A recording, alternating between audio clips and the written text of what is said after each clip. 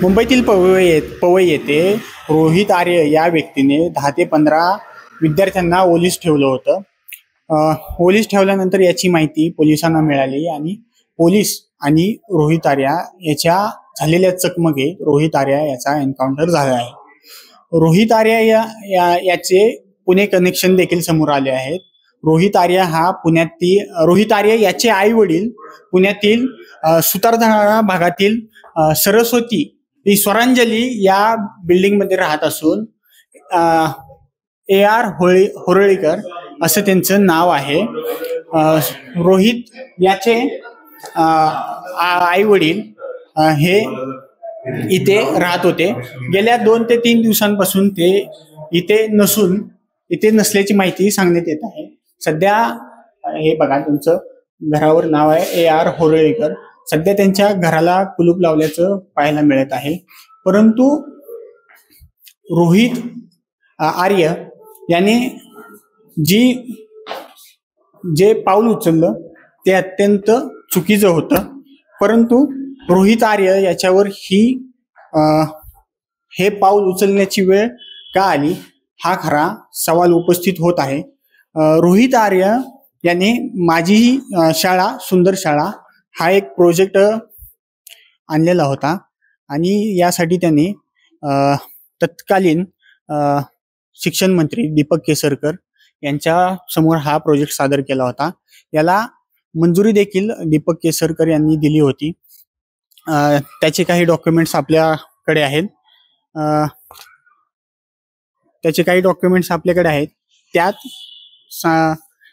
त्याच्या प्रोजेक्टला मंजुरी देखील दिली होती आणि त्यासाठी काही निधीही मंजूर केला होता.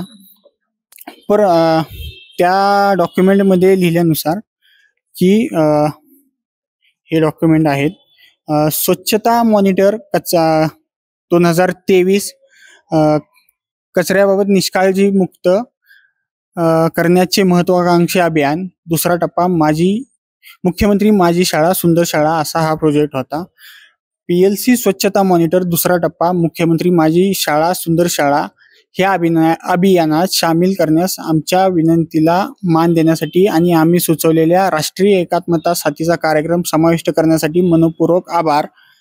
दुसऱ्या टप्प्यामध्ये सर्व शिक्षकांना स्वच्छता मॉनिटरगिरी केल्याबाबत विद्यार्थ्यांना रोज विचारण्याची सवय करून निष्काळजी लोकांना थांबवत राहण्याची विद्यार्थ्यांना सवय लावण्यावर लक्ष केंद्रित असेल तर सातत्य राहील. विद्यार्थ्यांना स्वच्छता मॉनिटरगिरी करण्याची सवय लागेल आणि कचऱ्याबाबत निष्काळजीपणा सवय कायमस्वरूपी मोडून निघेल असा हा रोहित आर्य याचा प्रोजेक्ट होता. याचा दुसरा टप्पा मान्य करण्यासाठी त्यानं सहकार्य करण्याची विनंती सुद्धा केली होती आणि त्यानंतर याचे जे पैसे आहेत ते कुठेतरी थकले होते. यानंतर त्याने अनेक वेळा उपोषण करण्याचा निर्णय सुद्धा घेतला होता. त्यानुसार त्यानं पहिले उपोषण हे ऑगस्ट महिन्यात केले होते, परंतु ते उपोषण त्याने थांबवले होते आणि त्यानं जे पहिलं लेटर लिहिलं होतं त्यात असं म्हणलंय की 2 वर्षात राज्यात प्रोजेक्ट लेट्स चेंज स्वच्छता मॉनिटर राबवत आहे. सकारात्मक परिणाम दिसत असल्याने मंत्री महोदय समर्थन देत होते, परंतु अचानक माझ्या कोणत्या चुकीमुळे इतकं वैर घेतले माझ्या समजण्यापलीकडे आहे. पुढे काय होईल, शासन त्यांच्या चुका सुधारेल का, मीडिया दखल घेऊन जाग होतील का, परमेश्वर जाणे. सामान्य मध्यमवर्गीय आहे, स्वतः सोडून देईल ही त्यांची कल्पना असेल तर चुकीची आहे. असल्या अधिकाऱ्यांच्या पदाची मस्ती कमी झाली पाहिजे. मला जे होईल ते होऊ दे, उपचार नको.